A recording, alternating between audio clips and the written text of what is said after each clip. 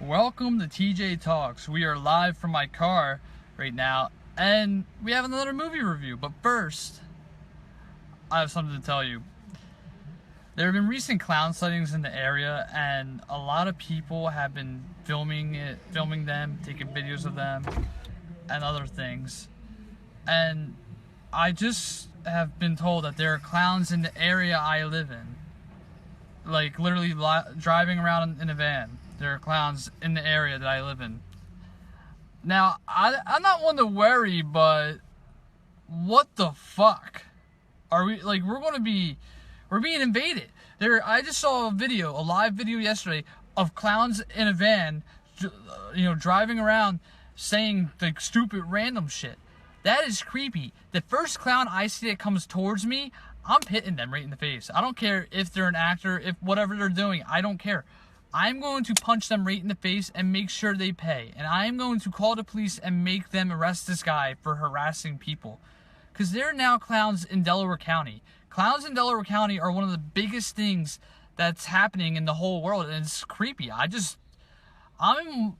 scared. I don't get scared of anything, really. But clowns in Delaware County who have creepy faces, I'm a little scared now. And I'm worried about what might happen in the next couple weeks, because clown sightings are getting more and more dangerous and bigger. And actually, a kid died from fighting with a clown. He had an altercation with the clown, and the clown stabbed him to death. That's just messed up.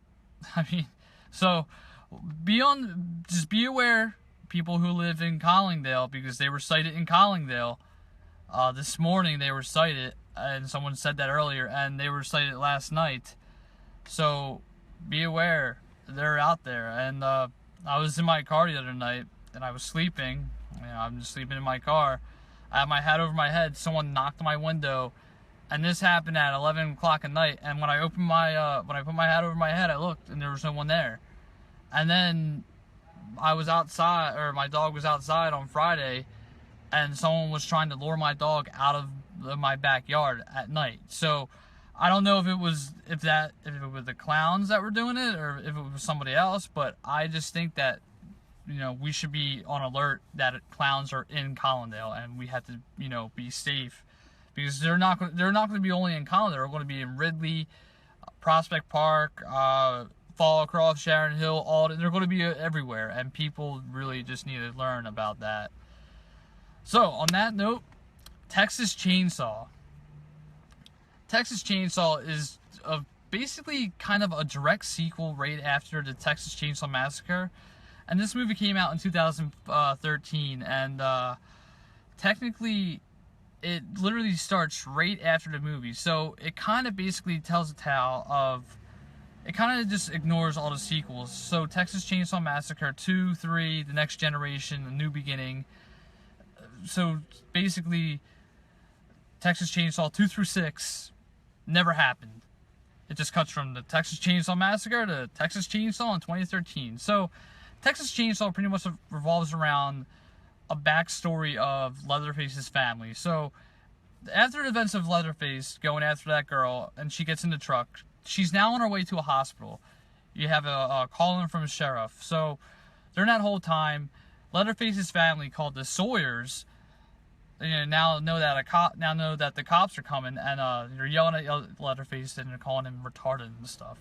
So anyways, during that whole issue, a bunch of angry hillbillies come to the house where they're at, and they're threatening to shoot the Sawyers, and the Sawyers retaliate. So they all have a gunfight, and they kill the Sawyers, and they burn the house down. One of the characters who plays who's one of the hillbillies, he goes into a barn, and he finds one of the Sawyers laying on the ground, and he sees a baby who's been shot. He shoots the mother, and he takes the baby to his wife, and the baby's name is Heather, who happens to be related to Leatherface, and she's actually the main character in the film. So it cuts from 1974 to 2013. I guess it would be 2013. It didn't really explain much in the film. It just knew that Leatherface's family was in the house during the events that the whole thing went down, where he killed everybody, and they have a whole family for you. Like, just the film just didn't really explain much, honestly.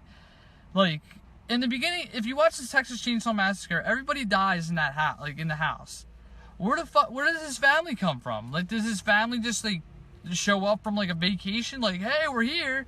Oh, there's a gunfight going to happen. All right, yeah, you killed all these people. Now we have to have a gunfight with these people because your retarded ass killed everybody.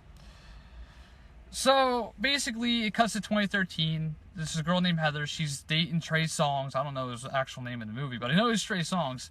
She gets a letter stating that, you know, her family house is being passed down on to her, and her grandmother is going to give it to her. She goes to the Sawyer, or she goes to the people who adopted her, and they tell her that she's been adopted and whatnot. And she leaves enraged with her friends, and they go to the house in Texas. They stop at a gas station to pick up a hitchhiker who happens to be grave rob. Well, he's not really much of a grave robber. He's more of a jailbait guy. He just goes in and robs the house when they go to get food.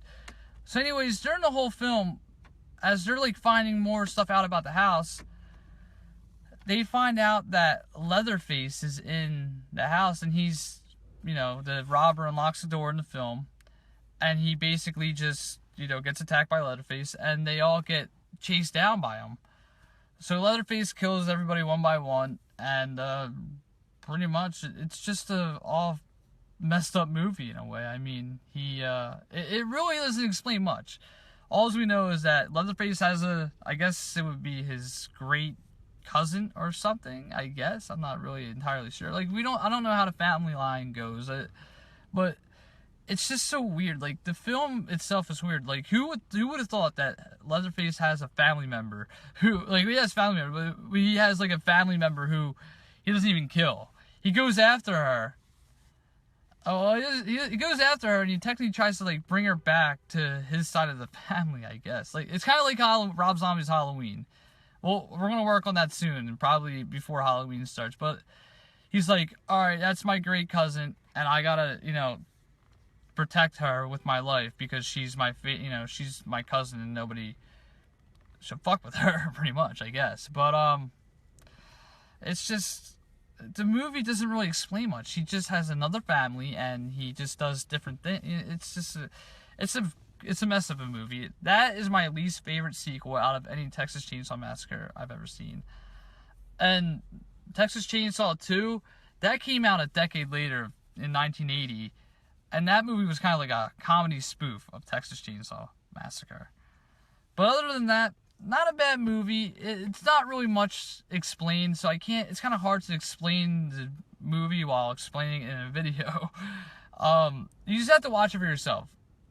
Look up Texas Chainsaw, and you can read the synopsis. You watch the movie. Tell me what you think, because I didn't like Texas Chainsaw. It wasn't scary. It was stupid because of all the crazy things that went down. I mean, just the girl goes in to her grandmother's house. Turns out they have a bunch of dead family members. They have a graveyard at the house. The one guy unleashes Leatherface. He comes in and kills everybody one by one. And he basically, they become best friends. Oh, and in the end of the film, her adopted family comes to visit the girl Heather. And when they knock on the door, Leatherface opens the door and chucks a chainsaw at him.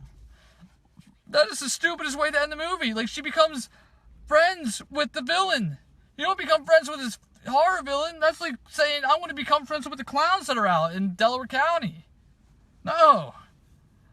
Yeah, Texas Chainsaw that was a mess of a movie. The first one started it off. The second one was a spoof. The third one sucked. The fourth one sucked. All of them sucked. The new one they just recently made in 2013, it was a crap hole of a movie. And actually, fun fact of the day too, a lot of the original cast members, showed up in the movie. Gunnar Hansen was one of the Sawyers. Bill Moseley played Chop Top in Texas Chainsaw Part 2. Yeah, I mean, it was kind of cool seeing all those people back in. A couple of original cast members. But anyways, yeah, I'm not going to explain any more explain any more of this movie because it was stupid and it was poorly written. I mean, I understand they're trying to come up with a better storyline, like, oh, it's, you know, Leatherface is trying to find his family. I get that, but it was just a mess of a movie. But yeah, that's it for today. I'll be back tomorrow reviewing another movie, and I'll announce it probably tomorrow. I'll announce it during my filming tomorrow. Yeah, I'm TJ. Be safe out there, guys, because there are clowns now in Delaware County, and yeah, peace out.